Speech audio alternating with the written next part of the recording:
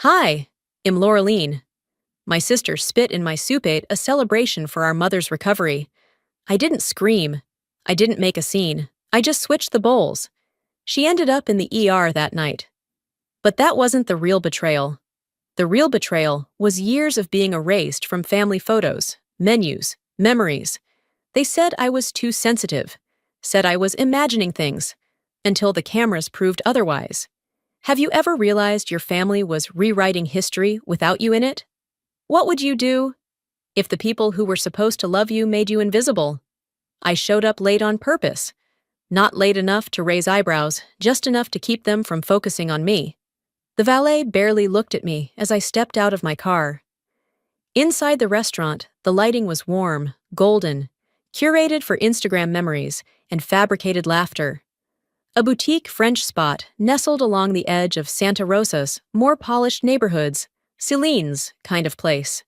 Expensive without screaming for it, pretentious without needing to try. As soon as I walked through the front, I caught Celine's voice before I even saw her. It rose above the music like it always did, smooth and just loud enough to signal ownership of the room. She was in full performance mode, when seen the act 100 times over. I smiled thinly at the hostess and made my way toward the private dining area. The long table was set with tall crystal glasses, folded linen napkins, and place cards in looping gold script. Mine had been pushed slightly off-center. Not torn, not missing, just off. Like me. "Look who finally made it," Celine called, standing to greet me with arms open and a smile too symmetrical to be sincere. We were about to send out a search party. I leaned in for the obligatory air kiss. "Well, lucky for me, you didn't. I'd hate to be a missing person at my own mother's celebration." She chuckled lightly, eyes flicking over my dress, her mouth curving in a practiced smirk. "You look comfortable." I didn't take the bait. Instead, I greeted our mother sitting like a glass figurine at the head of the table, delicate and over-decorated. She squeezed my hand a little too tightly, as if that made up for what she wouldn't say. I slid into my chair-own of the few without direct sightlines to the center. Naturally. As the dinner began, I floated, smiled, nodded, laughed at the stories being told about Celine's latest professional campaign like I hadn't been the one who helped edit the damn pitch deck 2 years ago. I wasn't here to claim credit. I was here to be present. Soup was the first coarse creamy butternut squash, with a swirl of creme fraiche and toasted pepitas. It arrived silently in front of me. The server's hands were swift and trained, leaving behind aroma and anticipation.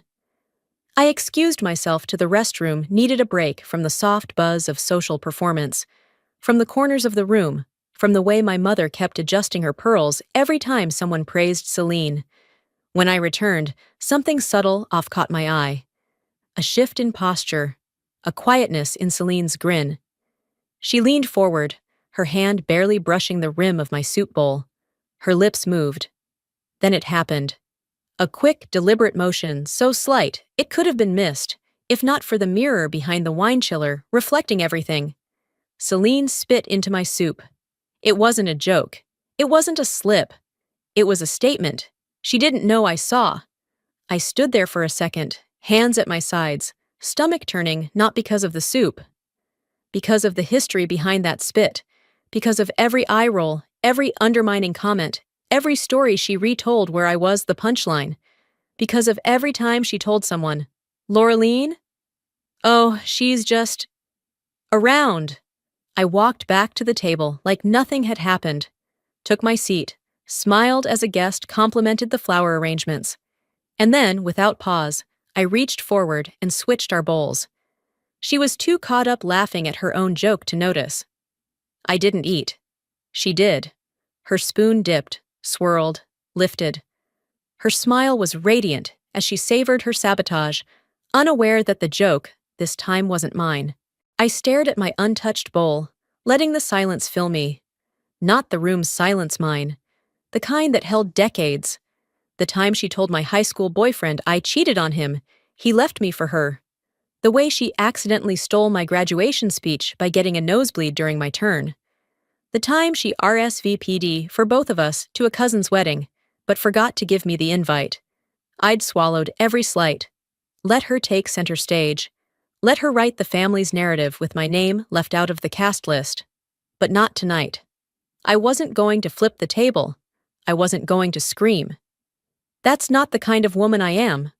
That's not the kind of woman I've ever been allowed to be. But I would remember this moment. Celine lifted her glass for a toast. To Mom, she said, and to second chances. Everyone clinked. I didn't. Instead, I whispered, more to myself than anyone else, let her swallow what she served. The soup may have been swallowed, but the aftertaste stayed with me, thicker than the butternut, heavier than the silence I'd wrapped myself in. I sat through the rest of that first course with a smile that felt stapled to my face, nodding at comments I wasn't invited to respond to. My sister laughed like she hadn't just crossed a line that couldn't be redrawn. The room shifted slowly. More guests filtered in as the main dinner hour approached. Family I hadn't seen in years. College friends of Celine's, and what looked like newer acquaintances, business partners maybe. The kind who wear their net worth in watch bands and polished veneers. Celine floated from person to person, arm hooked into our mother's, both of them glowing in curated grace. Introductions started. Of course, Celine led. This is our dear friend Tara, VP at Sterling & Co. She and Cormac go way back. Uncle Ron and Aunt Bev flew in from Arizona, bless them. She reached one hand toward me, barely glancing over. And that's Laura Linnamy's sister. She's always helping behind the scenes. My name passed like lint. No pause, no warmth. Just an obligatory note in her performance script. I stayed near the bar, sipping sparkling water and counting the seconds until I could go home. A woman I didn't recognize approached, smiling in that too polite way. Her dress screamed money, and her tone was laced with entitlement, masquerading as charm. "Excuse me," she said, glancing at the glasses on a tray near me. "Would you mind topping this off? I think we're low on champagne at the back table." I blinked. "Sorry?" Before I could say anything more, Celine appeared like she'd been summoned. "Oh no, noshes not with catering," she said with a laugh that sounded rehearsed. "She's family. But she's always keeping things running." The woman gave a half smile and walked off like nothing had happened. A few others nearby chuckled lightly, the way people do when they're uncomfortable but don't want to rock the boat. I smiled too. That's what I was supposed to do. Inside, something cracked. It wasn't new. It had been cracking for years. But this time, I didn't try to patch it. I wandered toward the back of the room, stood beside a framed print of our family crest, and let my eyes blur over the gold lettering. The music hummed. Silverware clinked. People toasted and laughed and called out Celine's name like she was the mayor of the damn place. I remembered the graduation party. Mine. The one where she had a last-minute appendicitis scare and everyone forgot why we were there. Or the time Mom gave Celine the necklace that belonged to Grandma, even though she had promised it to me when I was 16. Or when my name was misprinted on a wedding program lorry instead of Laureline, and no one ever corrected it. When you've been misnamed enough times, I thought, you stop correcting people. I wasn't essential. I was nice to have around. I was reliable. I was the one who could be counted on not to make things messy.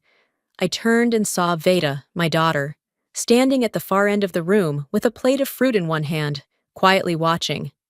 14 years old, curious eyes taking in everything. That's when the thought hit me hard. If I keep swallowing this, what is she learning about how women should be treated in families like ours? I didn't leave. I didn't cry in the restroom. I stayed, planted, watching, waiting. Celine was mid-conversation with someone when a server approached me with a small folded menu. "I believe this is yours," he said gently. I unfolded it. Every name printed in gold foil, arranged by course and seat. Mine was there scribbled in last, with black ballpoint ink, crooked and fading. Not printed, not planned. Scribbled. It wasn't just my name that was missing. It was pieces of me cut out, erased, blurred at the edges like it only ever been a shadow. I sat there holding the menu like it was evidence in a trial. And in a way, it was. Everyone else's name was elegantly printed, engraved in gold cursive that shimmered under the warm glow of the chandeliers. Mine, scribbled in shaky ballpoint pen, tilted, rushed, smudged. As if someone had added it last minute, reluctantly, with no time to spare. I brushed a fingertip over the ink. It was still damp. A young server, probably no older than 22, leaned in as he cleared a nearby plate. He glanced at the menu, then lowered his voice. "Your sister finalized the list this morning," he said, with an apologetic shrug. "Guess your name didn't make the print run." I didn't flinch, didn't speak. I just gave him a slow nod and folded the menu in half, creasing the edge like I was sealing away a piece of the truth I already knew. Across the room, Selene was mid-laugh, head tossed back, surrounded by people who had always adored her. She was retelling a story I remembered clearly, because it had been mine once, but she was the one shining now, passing it off as if it belonged to her. That was her gift. Take what want hers, polish it with charm, and present it like a family heirloom. I slipped away from the table. The party had spilled into the adjacent lounge, where someone had mounted a canvas collage for guests to admire.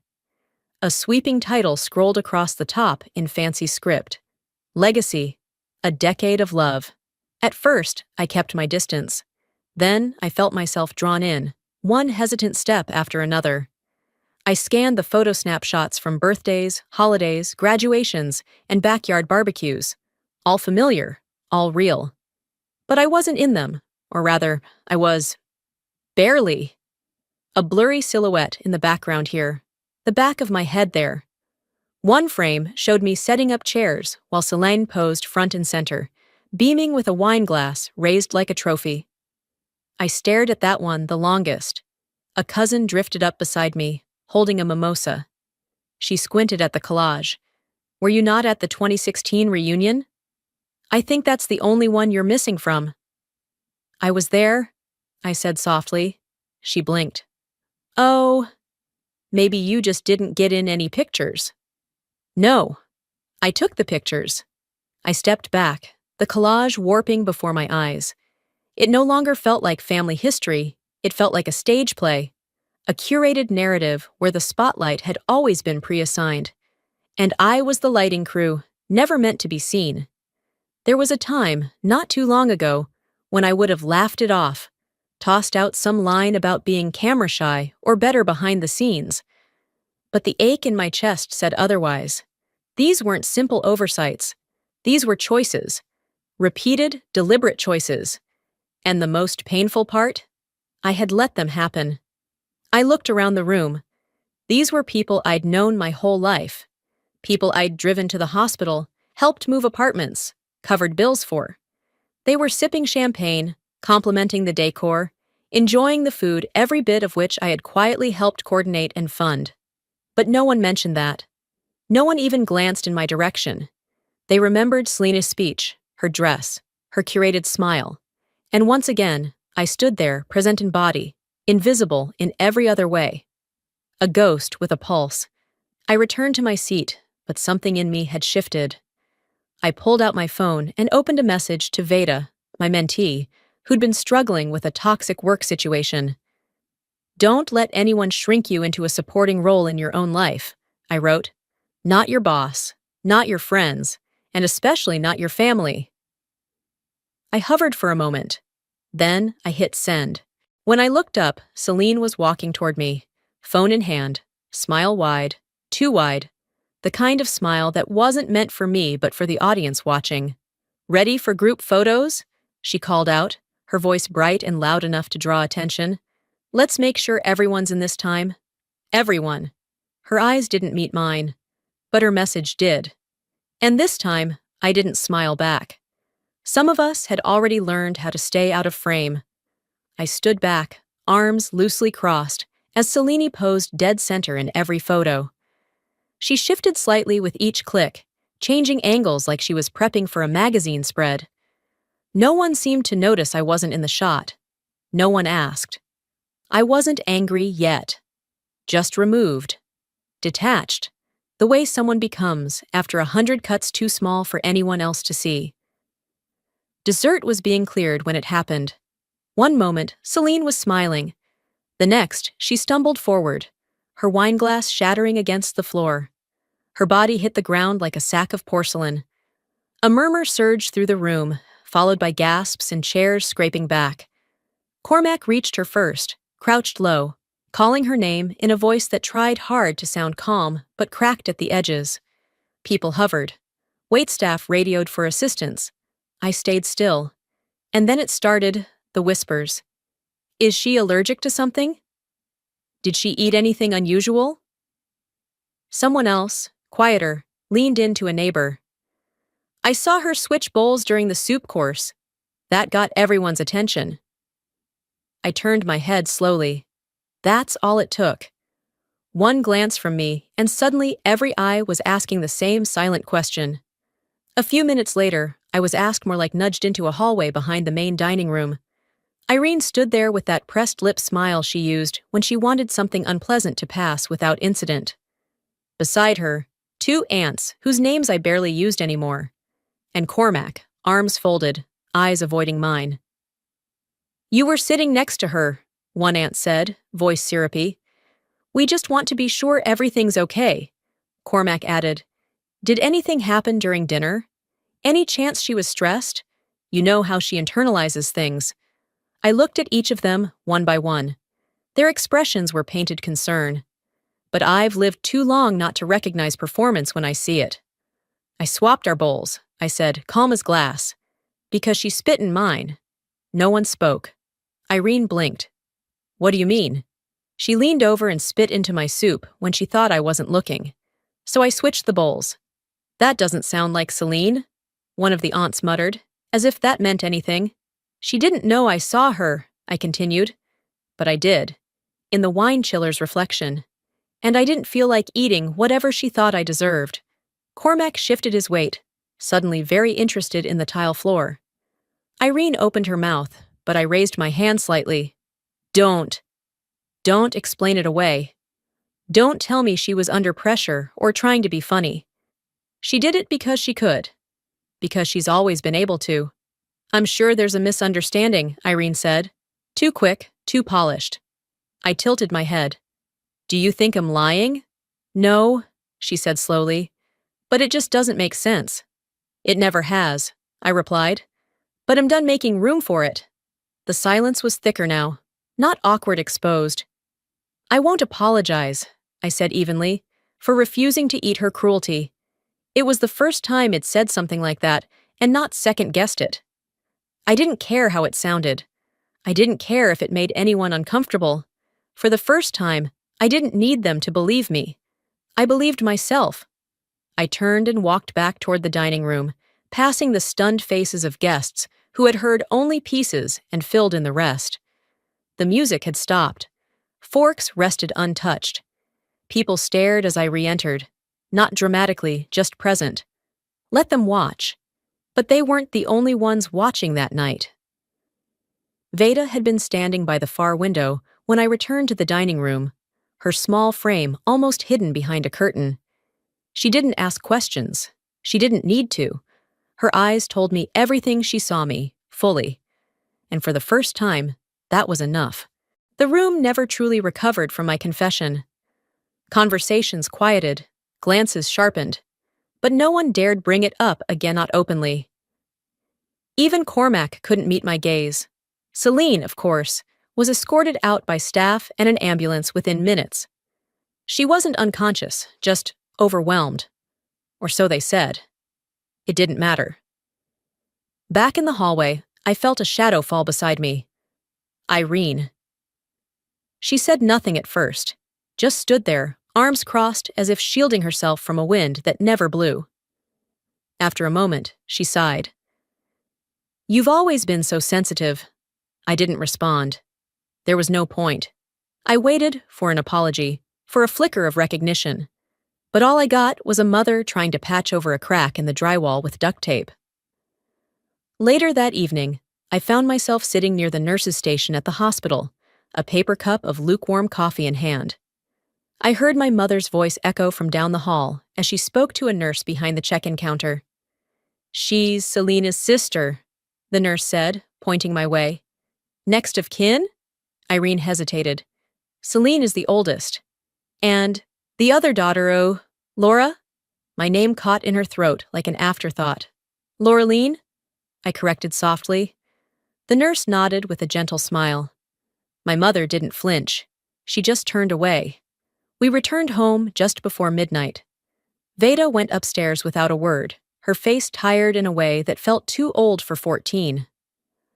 I wandered into the guest room, the one that used to be mine, before Selene turned it into a storage closet for party supplies and off-season clothes. I stood still for a while before moving toward the bottom drawer of the old writing desk, the one that stuck halfway and always needed a gentle kick. Inside was a mess of old birthday cards, mismatched batteries, and a stack of faded envelopes wrapped in a rubber band. I flipped through them absent-mindedly until one stopped me. My name. Handwritten in that delicate, careful script Irene reserved for Christmas cards. It was sealed, dated 11 years ago. I opened it. "Laureline, I know I treat Selena differently. She needs praise. You just manage. Sometimes I think you don't need me. And maybe I've used that as an excuse to step back. But I do notice. Even if I don't say it, I notice you hold things together when no one else does." It wasn't an apology, but it wasn't nothing. I read it twice, then again. The letter didn't rewrite the past. It didn't excuse the name mistakes or the silences, but it cracked something open in. Understanding I hadn't wanted, but maybe needed. Some wounds weren't just about being forgotten. They were about never being seen in the first place. I sat on the edge of the bed, letter still in hand, thinking about how many times it swallowed pride, let moments pass, let people laugh. I wasn't angry anymore. Not in that burning, helpless way. I was tired, but I was clear. I pulled out a small frame from the bottom drawer, cheap one, meant for an old photo. I slipped the letter inside and placed it on the nightstand. Not to forgive, but to remember, and to stop rewriting it in my head. Before going to bed, I walked down the hallway and slid a folded note under Veda's door. "Your name will never be misplaced in this family, not while I'm alive." I turned off the lights, ready to finally rest. As I closed the drawer, another voice startled me from behind. "You're not going to let this go, are you?" "No," I said. "And you're not ready for what I kept." I didn't flinch. Not when Selene hissed my name like it was beneath her teeth. Not when she spat out her last line like she still had the final word. I didn't look back. I didn't need to. I walked past the valet stand, heels crunching softly against the gravel path. There was no anger left in me. No need to scream. What I felt now wasn't rage, it was clarity. I wasn't running away from a confrontation. I was walking straight toward something I'd held onto for weeks.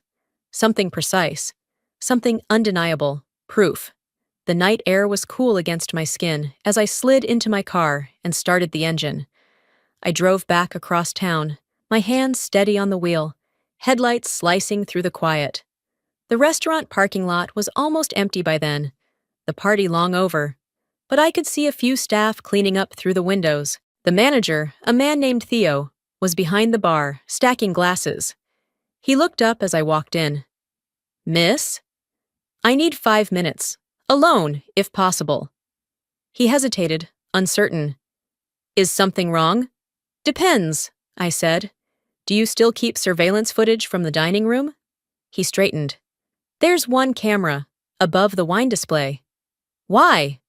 "I think you already know." 10 minutes later, we were in a small office behind the kitchen, the kind of space that smelled faintly of bleach and old receipts. A monitor blinked to life. Theo pulled up the footage from earlier that afternoon, time-stamped and silent. We watched. There she was, Selena dressed in cream silk and a smile that didn't reach her eyes. She leaned over the table casually, as if adjusting the silverware. but her eyes darted to the left, to the right. Then, in one slow, deliberate movement, she tilted her head and spit into my bowl. Not a joke, not a mistake, a decision. She straightened, laughed to herself, and sat down like nothing had happened. My jaw didn't clench. My hands didn't shake. I just kept watching.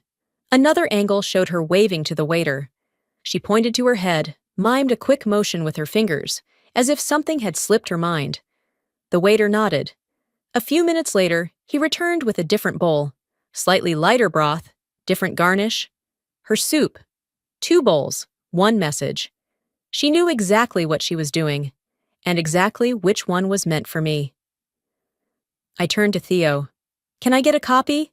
He looked at me for a long moment, then pulled out a USB stick from a drawer. "I don't want to be involved." "You're not," I said softly. "You're just showing me what's already been done." He handed it over. I left with a quiet thank you and walked into the night. Back home, the house was still. Veda was asleep. I moved silently through the kitchen, poured a glass of water, and opened my laptop. I slid the USB in and hit play again, not because I needed to, but because part of me still didn't believe it. And yet, there it was. Frame by frame, her intent, her betrayal. I emailed it to myself twice. Once to my main account. Once to a private cloud I rarely used. Then, I sent it to my lawyer with a message that read, "Just in case this escalates." I opened the family group chat. The same thread where they sent photos of Selini's new kitchen renovation and ignored my messages for weeks. My fingers hovered over the screen. I typed, "Subject," for anyone who's curious. But I didn't send it. Not yet. Instead, I created a folder on my desktop. Selini Truth. Inside, I dropped the video. Then I opened my phone's gallery and started capturing screenshots, clear ones. Her face. Her gestures. The moment the bowls were switched. I started a checklist on paper. Print visuals, draft timeline, call attorney again. Tell Veda the full truth before it goes public. I sat there, at the edge of my bed, rereading the message that I hadn't sent. Again. And again. It wasn't about proving them wrong. It wasn't even about shaming her. It was about reclaiming something she had tried to steal me name. My voice, my dignity. This time, I wouldn't let it slide. Morning came, soft and silver, like the calm after a storm. I hadn't slept much, but I felt awake, clear, grounded, ready. At 7:32 a.m., the family group chat lit up. "Cormac, we need to talk. Tonight. All of us." I didn't answer. I just smiled. They had no idea what had already set in motion. They had no idea what had already set in motion. By the time I pulled into Celine and Cormac's long, too-perfect driveway, the sun was starting to melt into the trees. Golden light flickered off the manicured lawn, and the house stood there pristine, curated, almost smug. White candles glowed from each window, and not a single trace of life a toy, a stray shoe, even a smudge on the glass dared exist out of place. It was exactly how Celine liked it. Flawless from a distance, hollow once you stepped inside. I didn't turn off the engine, just sat there, staring. Next to me, Veda adjusted her seatbelt but said nothing. Her presence was steady, like a grounding wire. "You don't have to come in," I told her. She glanced at the house, then at me. "I won't. Unless you call. If I hear your voice crack, I'm coming through that door." I nodded. We didn't need more words than that. I stepped out, my phone tight in my hand, like a weapon not for attack, but for surgery. I wasn't walking into a conversation. I was walking into a final extraction. What I planned to cut out today wasn't Celine or even Cormac. It was something older, something that had been growing quietly inside me for years. The need to be accepted by people who thrived off my erasure. When I opened the front door, they were already arranged like a theater set. Irene was curled in her usual spot on the couch, her posture rigid, her lips pressed so thin they nearly disappeared. Cormac stood by the fireplace, arms crossed, acting neutral as if he weren't part of all this. And Celine. Celine sat front and center, like a child trying to look innocent while hiding a broken vase behind her back. Cormac began. We're all here because things have gotten a little out of hand. Nobody wants this kind of tension. We thought maybe it's time to talk things through. Together. Celine chimed in, her voice soft and sweet, coated in her usual artificial grace. It's just all been so confusing, really. I think we can all admit emotions were high. I almost laughed. That tone, that expression. I'd seen it all before. The innocent act, the fake mediation. She wasn't confused. She was performing just like always. I didn't reply. I raised my phone and tapped once. Before or after this? The screen lit up. I turned it toward them. A screenshot of the family group text, clear as day, projected on the living room TV. One message, under Celine's name, sent just before the gallery event. Let her sit in the back. It's where she belongs. No one moved. Celine blinked first. That was meant for Cormac. I thought I was texting him privately. You didn't delete it, I said, cutting her off. You didn't apologize. You left it there like a name tag, like a label I was supposed to accept. A long, jagged silence followed. Not defensive, not remorseful, just caught. Irene glanced at Celine, but said nothing. Celine started to fumble through an excuse stress, planning, miscommunication, but I didn't let her finish. I tapped the phone again. A new file. This time, it airdropped directly to the television. The video started playing. Volume low, but clear enough. It had been recorded by Veda during the gallery opening.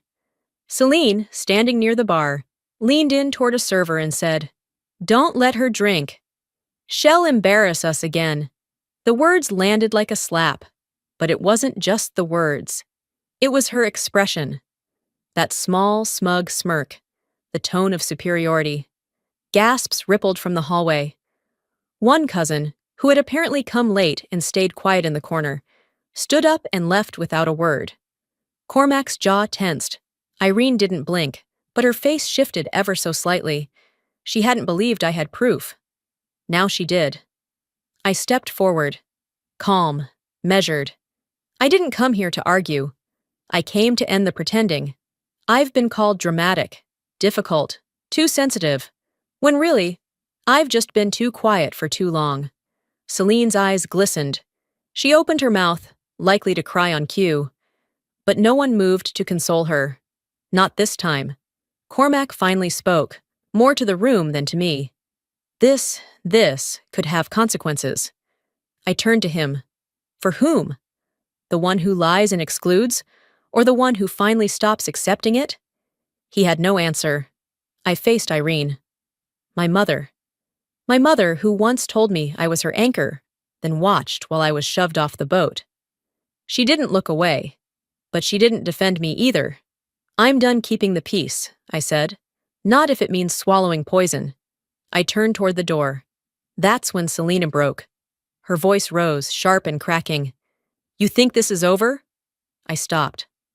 One hand on the doorknob. I turned back, steady as stone. No, but your version of it is. And with that, I stepped out into the evening air. The sky was darker now, but I didn't feel heavy. For once, the weight wasn't mine. And I had no intention of ever carrying theirs again.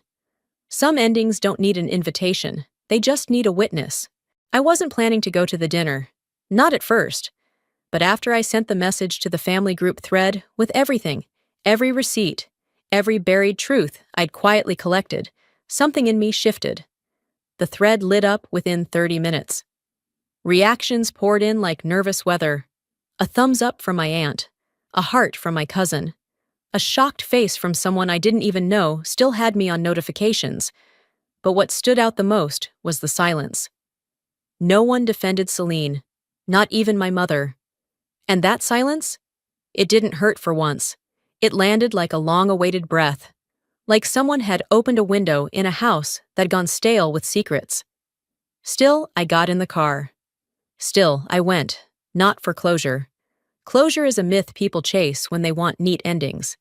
This wasn't about healing or reconciling. This was about standing in the room, looking everyone in the eye, and letting them feel the weight of what had finally surfaced. I didn't want to hear secondhand stories or warped versions passed through wine-soaked whispers. I wanted to see it for myself, the unraveling. The table was set when I arrived, too carefully. Polished silverware, candles too tall for comfort. There were place cards this time. Mine actually had my name on it, no aliases, no extra guest. Just Laureline. I sat at the end of the table. Not tucked away, not front and center. Just solid, present. Celine wasn't there. Apparently, she'd been admitted to a hospital nearby earlier that morning, under observation, someone muttered. The word around the table was food poisoning, and of course, I saw the flickers of suspicion behind a few glances. As if the timing wasn't suspicious in itself. Veda sat beside me, her posture quiet and unshaken. She had aged a decade in the last week, but not from sadness, from clarity. There's something about watching your mother reclaim her place that redefines the word strength for a daughter. Midway through the main course, Cormac approached me with that politician's tilt to his jaw. His voice was soft, rehearsed. "Laureline," he said, "if this continues to escalate, no one wins." "Is that a threat?" I asked, without flinching. He gave a tight smile. "It's just the truth." I met his eyes, sharp and steady. Then let the truth do the talking. I returned to my seat. A few moments later, the room shifted. Dr. Ansel Grove entered through the side door uninvited, but clearly expected by someone. A hush fell over the table. Even the knives stopped scraping. He wasted no time. "Ms. Calloway experienced an adverse reaction to a stimulant compound," he said flatly. "It's something often found in over-the-counter weight loss supplements. It was worsened by alcohol and heightened stress. I want to be clear. It was not food-related." He didn't look at me. He didn't need to. A few people exhaled. Others glanced at one another. The narrative shifted. Celine's absence, once ominous, now looked more like a calculated retreat than a medical emergency. A curtain pulled back just enough to show the strings. Under the table, Veda's hand found mine. I didn't look down, but I squeezed it once. That was enough. As plates were cleared and a thin fruit tart arrived for dessert, a woman I barely recognized floated over to me. One of Celine's friends, perfectly toned, glass of red wine in hand, and a smile stretched too wide to be sincere. "You handled that really well," she said. "Honestly, after everything with the divorce, I wasn't sure you'd bounce back." I looked at her, held her gaze just long enough to make her uncomfortable. "Good thing," I replied softly. "I wasn't bouncing for anyone but myself." She blinked, confused, and gave a polite laugh, like it told a joke she didn't quite understand. Then came the final toast. "There's always one." I stood, lifting my glass not high, just enough. My voice didn't tremble. "To Celine," I said evenly. "May we all heal, honestly." The silence after was brief. A few clinks, a few nods. No applause. Then I walked forward and placed a small stack on the table. I didn't explain it. I didn't need to. A copy of the evening's menu, my name handwritten in by my own hand. A printout of the family photo collage, the one that made the rounds last Christmas, with a red circle around the only blurry, cut-off photo of me. Everyone else had 10 shots. I had a shoulder. And one final page. A quote from a letter my mother had written, but never sent. "Sometimes I think you don't need me. But maybe I've been wrong." I didn't look up. I didn't explain the quote, or where I found it. I turned to leave. As I reached the doorway, someone behind me, maybe a cousin, maybe one of the cousins' partner called out, "Where are you going?" I paused, hand on the doorframe. My voice was calm. "Home," I said. Finally. And I meant it. But leaving the table didn't mean I left the hunger behind. I walked into the night air after that dinner and let the door close behind me, not looking back. The restaurant's lights dimmed behind glass like a distant stage gone dark. For once, I wasn't trembling. I wasn't wondering how they'd spin it. I wasn't even rehearsing comebacks in my head. It was done. And I was done. A week passed. Quietly. Celine didn't call. Neither did Cormac. The group chat that once buzzed with birthday plans and passive-aggressive updates about holiday logistics had gone silent. Not even an emoji. Then Irene called. Not to ask how I was. Not to revisit the letter or acknowledge the documents I'd laid bare in front of the family. She asked if I was coming to brunch. "They miss you," she said, like I was a casserole dish gone missing from the buffet line. I told her gently, "I think I'll sit this one out, maybe for good." She didn't argue. Just paused, then said, "Well, the chair will be there if you change your mind." That Sunday, they gathered without me. I didn't ask, but Veda peeked at a cousin's Instagram story. One photo showed the long brunch table. 12 seats filled. One chair left empty, a coffee cup untouched in front of it. For her, someone had written in the caption. Irene had apparently said, "I was just going through a phase. She's always been difficult," she'd added, "always needing to feel seen."